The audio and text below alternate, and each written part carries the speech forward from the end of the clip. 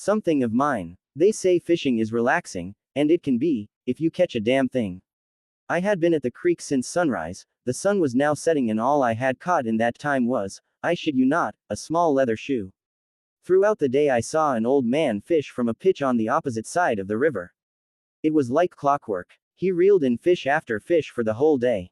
I noticed he didn't have a keep net and let his catches straight back into the water without even weighing them. What I wouldn't have given to have caught at least one. As the sun began to disappear, the old man began packing up his tackle and walked across the bridge to my side. Had any luck? He asked, almost as if he was trying to wind me up. I let out a large sigh. No, just this stupid shoe. His eyes lit up when he saw it. Can I have a look?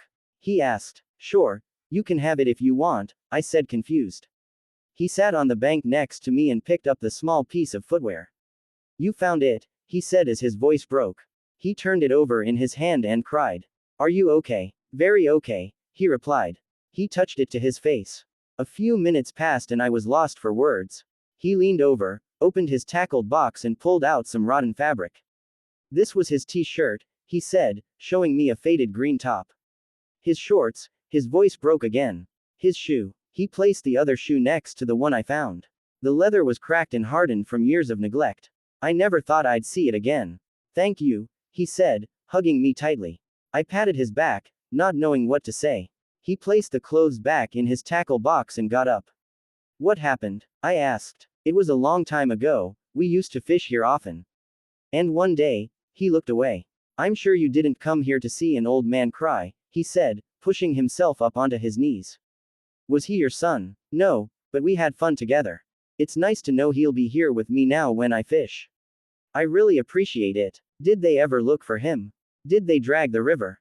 I asked, and as soon as I did, I winced. The man sniffed and picked up his tackle box. He began to walk away.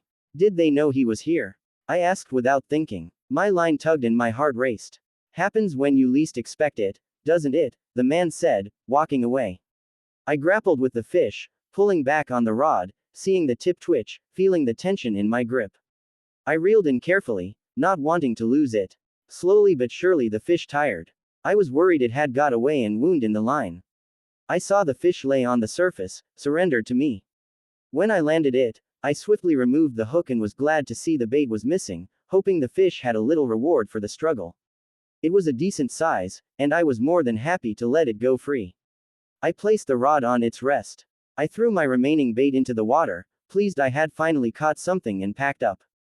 As I picked up the rod and reeled in the remaining line, it went taut. I pulled and realized it had got stuck on something. I mentally scolded myself, seeing the reeds that grew on the bank. I heaved on the line and it stretched to breaking point. I stood up and walked along the bank, letting the line run out. I walked onto the bridge and began to wind in. With one last pull, it freed. As I reeled in, I could feel something was on the hook. It didn't struggle or fight, though I was aware of its drag. In the last few feet, I saw something beige rise towards the surface through the murky waters. As it emerged, I panicked. A small skull. I wanted to cut the line and allow it to sink, so I could pretend it didn't exist. The macabre urge overtook me. I lifted the rod, allowing the bone to rest on the bridge. I peered around, looking for the old man. He was nowhere to be seen. I unhooked the line that was tangled in the jawless skull and hid it under my jacket. Panicked, I disassembled my rod, and put it away in its bag. I took my other possessions and ran to the car. It was dark when I arrived at the car park. I struggled to open the boot while holding the skull under my jacket. I put my gear in and slammed it shut. How big was the fish? A voice said from behind. I spun on my feet. Yeah, good, I said, as the old man looked me up and down. How many pounds? I don't know, I didn't weigh it. Really? You were trying all day, I saw you. You finally land a fish and you didn't weigh it. He eyed my jacket. I was so happy to land it, I didn't even think. I let out a nervous chuckle. Did you catch anything else? He asked. His smile revealed a set of crooked teeth. No, I said, moving my hand to my shoulder to hide the skull. Are you sure? I have to get home, my wife's expecting me. He clamped a hand onto my shoulder. Thanks again for the shoe. Really means a lot to me. I feigned a smile. No problem.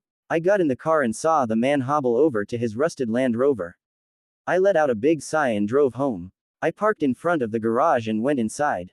You were gone long, my wife said. Your food is in the fridge. Thank you, I said. Are you okay? You sound on edge. Yeah, I think. Do you want me to heat up your food?